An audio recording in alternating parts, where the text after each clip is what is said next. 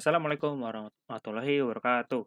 Perkenalkan, nama saya Muhammad Arkane Distira sebagai asisten laboratorium elektronika. Pada kesempatan kali ini, saya akan menjelaskan mengenai modul 2 dan 3, yaitu dioda dan aplikasinya. Ini adalah outline dari video modul 2, yaitu ada pengenalan dioda, ada operating condition, ada jenis-jenis dioda, dan ada IV karakteristik dari dioda. Nah, dioda itu merupakan komponen elektrik aktif yang berfungsi untuk mengarahkan arus listrik. Dioda ini tersusun dari material semikonduktor, ada P-type dan N-type, yang dihubungkan sehingga terbentuk junction di antara keduanya. Ya, dioda ini memiliki dua kutub, yaitu anoda dan katoda. Jadi, anoda ini adalah P-type semikonduktor, dan katoda ini adalah N-type semikonduktor. Nah, ini adalah operating condition dari dioda. Nah, ini adalah dioda yang tidak diberikan tegangan. Jadi, pada dioda yang tidak diberikan tegangan, akan terbentuk depletion region. Depletion region ini terbentuk karena adanya proses pergerakan elektron dari N-type semikonduktor ke host pada P-type semikonduktor. Nah, ini adalah operating condition ketika dioda diberikan sebuah tegangan. Yaitu ada dua, ada forward bias dan reverse bias. Pada kondisi forward bias, sebuah dioda akan memperbolehkan arus listrik mengalir ke satu arah. Sementara itu, pada kondisi reverse bias, sebuah dioda akan menghambat arus dari arah sebaliknya. Nah, ini pada kondisi forward bias, arus itu akan mengalir dari anodanya dioda menuju ke katoda. Sementara pada reverse bias, itu arus tidak bisa mengalir dari katoda ke anoda karena terhalang oleh dioda ini.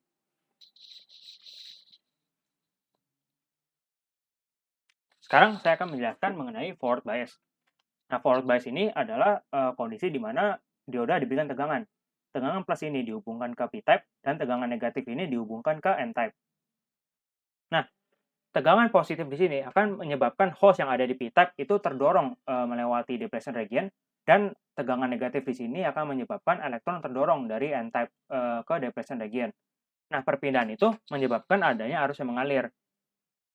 Nah, di dioda ini juga ada yang namanya voltage threshold, yaitu tegangan yang diperlukan untuk menghilangkan depletion region.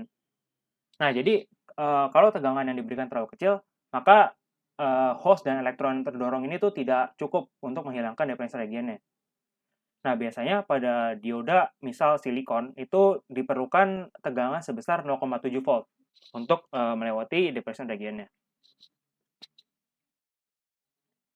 Kalau pada kondisi reverse bias, tegangan negatif itu dihubungkan ke P-type, dan tegangan positif dihubungkan ke N-type. Nah, jadi karena ada tegangan negatif ini, host pada P-type akan tertarik ke kiri, dan karena ada tegangan positif ini, elektron dari N-type akan tertarik ke kanan. Nah, itu akan menyebabkan depletion region itu semakin lebar. Nah, karena depletion region itu semakin lebar, maka arus tidak bisa mengalir melewati diodanya. Nah, tapi juga terdapat ada yang namanya breakdown voltage, yaitu tegangan maksimum sebelum terjadi kebocoran arus pada dioda. Jadi, jika arus yang diberikan jika tegangan yang diberikan terlalu besar, maka arus tetap akan mengalir karena ada terjadi kebocoran.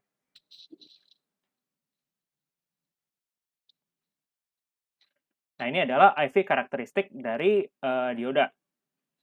Pertama, saya akan menjelaskan pada kondisi forward voltage atau tegangan positif.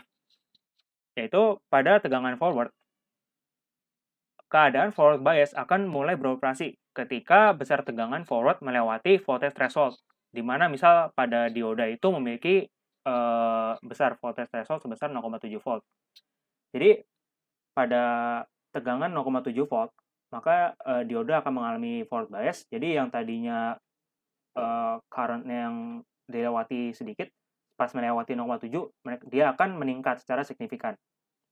Sementara, pada kondisi reverse voltage, dioda akan beroperasi pada reverse bias.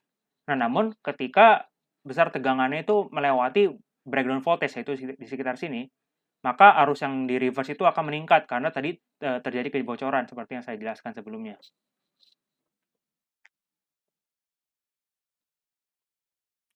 Nah, ini adalah jenis-jenis dioda. Yang pertama ada dioda PN junction, yaitu dioda yang terdiri atas PN junction biasa digunakan sebagai rectifier. Lalu ada Schottky diode, yaitu dioda yang memiliki forward voltage yang rendah, biasanya sekitar 0,15 sampai 0,4 volt, biasanya digunakan sebagai switch. Lalu ada LED, yaitu digunakan untuk memancarkan cahaya. Nah, ini cuma bisa beroperasi ketika forward bias. Lalu ada Zener diode. Zener diode itu mengalirkan arus saat forward bias dan reverse bias. Selanjutnya ada photodiode, yaitu dioda yang berfungsi untuk mengubah energi cahaya menjadi energi listrik. Itu ada dua operasi, ada photovoltaik dan photokonduktif. Lalu ada tunnel diode, yaitu dioda PN junction yang didoping tinggi, yang memungkinkan terjadi tunneling. Nah, sekarang saya akan memperagakan rangkaian dari IV karakteristik yang akan saya lakukan di multisim. Oke, sekarang saya akan mensimulasikan rangkaian IV karakteristik. Pertama, kita ingin meletakkan dioda di multisim ini. Caranya adalah dengan mencet tombol plus di sini, lalu komponen, lalu di sini pilih dioda, dan pilih dioda di sini. Lalu kita ingin menaruh dioda yang kita inginkan. Misal yang kita gunakan adalah dioda versi 1N4002 di sini. Klik OK, lalu taruh dioda di sini. Lalu untuk mengukur IV karakteristik dari dioda ini menggunakan IV analyzer, yaitu bisa ditaruh dengan mencet simulate, lalu instrumen, lalu IV analyzer. Misal ditaruh di sini. Nah, port yang ada di sini itu kita hubungkan ke anoda dari dioda, lalu yang di sini dihubungkan ke katode dioda. Lalu untuk mensimulasikannya, kita mencet run di sini. Lalu untuk memunculkan grafiknya, mencet IV Analyzer ini 2 kali. Nah, lalu akan muncul grafik dari IV Analyzer itu, yaitu tegangan terhadap arus. Nah, ini terlihat nih di grafik ini, awalnya nilai arusnya itu kecil, lalu ketika di suatu titik, nah titik ini disebut dengan voltage threshold, maka arusnya akan tiba-tiba naik. Nah, ini adalah kejadian namanya forward bias. Nah, untuk melihat titik di mana dioda ini mengalami forward bias, kita dapat menggunakan fitur di sini. Jika kita geser ke sini, maka akan menampilkan nilai tegangan dan arus. Ini kita lihat nih bahwa ketika tegangan nilai min 34 volt, maka arusnya adalah min 32,09 nanoampere. Nah, bisa kita kalau geser ke sini, sekitar sini. Oke. Nah, kita lihat bahwa ketika nilai voltnya itu 634 atau mendekati 700 mV atau 0,7 volt, maka nilai arusnya ini akan mulai naik nih, mulai meningkat secara signifikan. Nah, ini menandakan bahwa dioda ini memiliki voltage threshold senilai 700 mV. Oke, sekarang saya akan menjelaskan modul 3, yaitu aplikasi dioda. Ini adalah outline dari video modul 3. Yang pertama ada rangkaian rectifier, ada rangkaian voltage regulator, ada rangkaian clipper, dan rangkaian clamper. Pertama, saya akan menjelaskan tentang rangkaian clipper. Rangkaian clipper ini menggunakan sebuah dioda untuk memotong sebagian sinyal masukan tanpa mendistorsi bagian lainnya.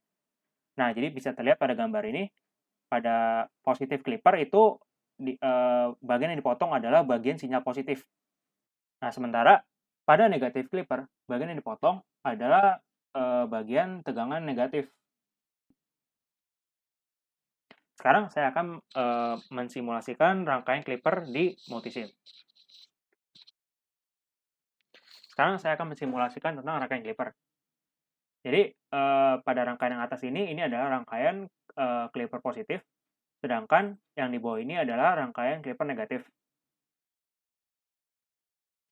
Untuk merangkai rangkaian clipper, diperlukan sumber tegangan AC, ada resistor, dan ada dioda 1N4002. Yang di sini ada jenisnya dioda silikon. Untuk mengukur tegangan input dan output, untuk tegangan inputnya menggunakan osiloskop yang ini, sedangkan untuk mengukur outputnya menggunakan osiloskop yang ini. Sekarang saya akan langsung mensimulasikan rangkaian clippernya dengan memencet tombol play di sini, lalu memencet osiloskopnya 2 kali untuk memunculkan grafiknya. Lalu di pause. Nah, terlihat bahwa pada rangkaian clipper positif, yang tadinya inputnya seperti ini grafiknya, namun pada outputnya bagian positif dipotong. Lalu untuk mengukur berapa besar tegangannya dengan menggeser T1 di sini atau T2.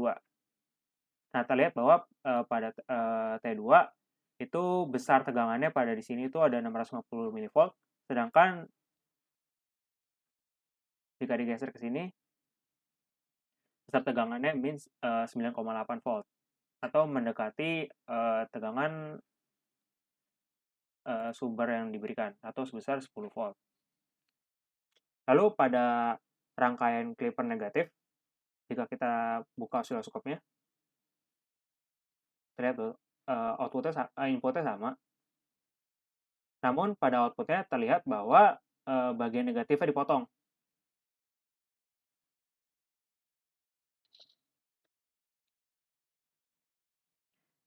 Sekarang saya akan menjelaskan tentang rangkaian clamper.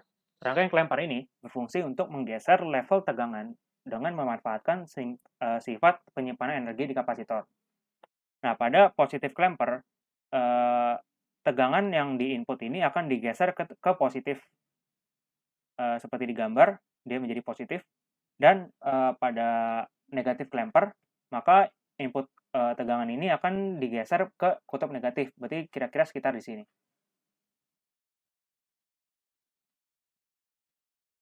Nah, sekarang saya akan mensimulasikan rangkaian clamper di multisim.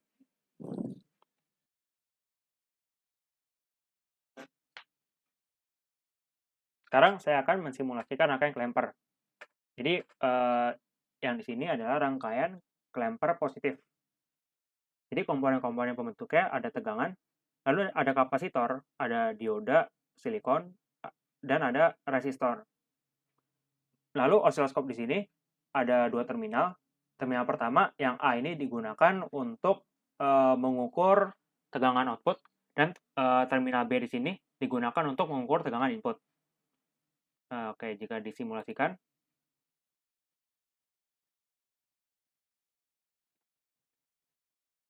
ya terlihat bahwa pada tegangan input posisi grafiknya berada di tengah, sedangkan setelah melalui rangkaian clamper, maka akan tergeser ke arah kutub positif.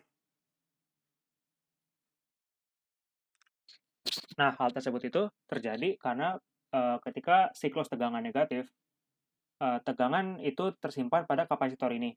Lalu kemudian pada saat siklus selanjutnya, maka tegangan yang tersimpan pada kapasitor itu akan menambah tegangan yang diberikan pada tegangan input, sehingga seolah-olah tegangannya bertambah.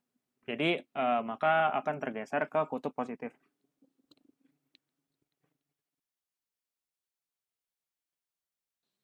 Selanjutnya adalah rangkaian rectifier. Rangkaian rectifier itu adalah rangkaian penyarah yang berfungsi untuk mengubah arus AC menjadi arus DC. Ini adalah rangkaian dari full wave rectifier. Ini jadi mengubah arus yang sinusoidal menjadi seperti ini. Jadi semuanya diubah ke positif. Nah, rectifier ini juga bisa dilengkapi oleh sebuah smoothing kapasitor. Ini tuh fungsinya untuk mengubah tegangan gelombang AC itu agar lebih stabil. Jadi gelombangnya akan lebih lurus seperti ini.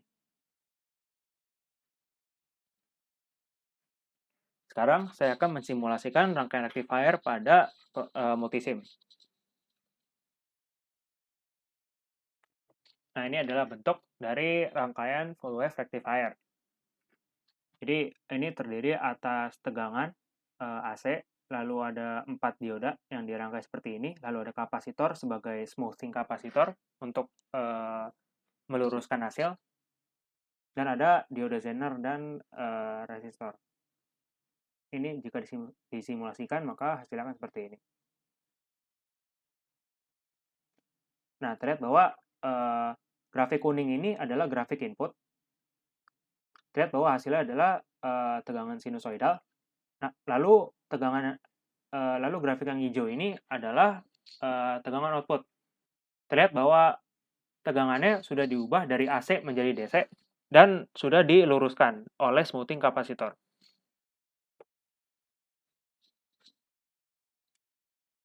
Selanjutnya adalah rangkaian voltage regulator. Rangkaian voltage regulator menggunakan dioda Zener untuk membatasi tegangan output dan overvoltage protection dari rangkaian.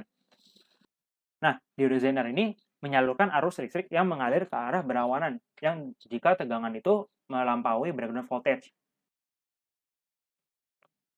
Sekarang saya akan mensimulasikan rangkaian voltage regulator di multisim.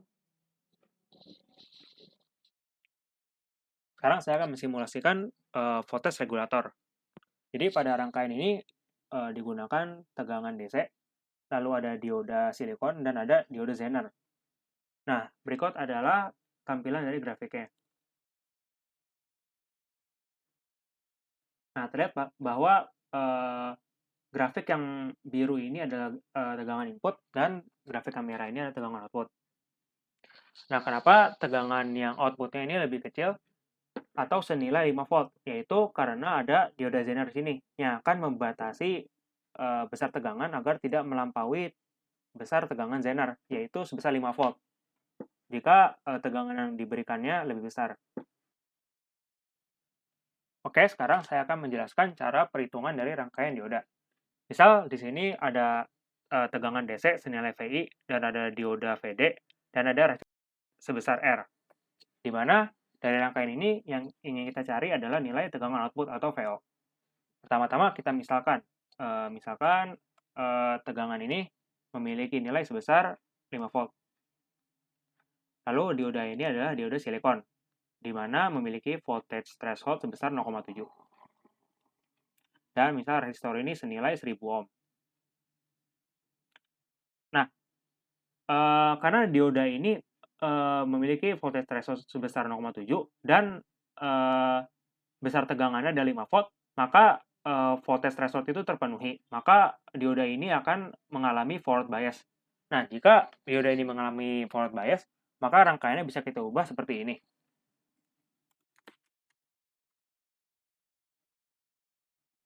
Nah, dioda ini kita bisa anggap sebagai sebuah tegangan sumber baru dengan nilai tegangannya adalah 0,7.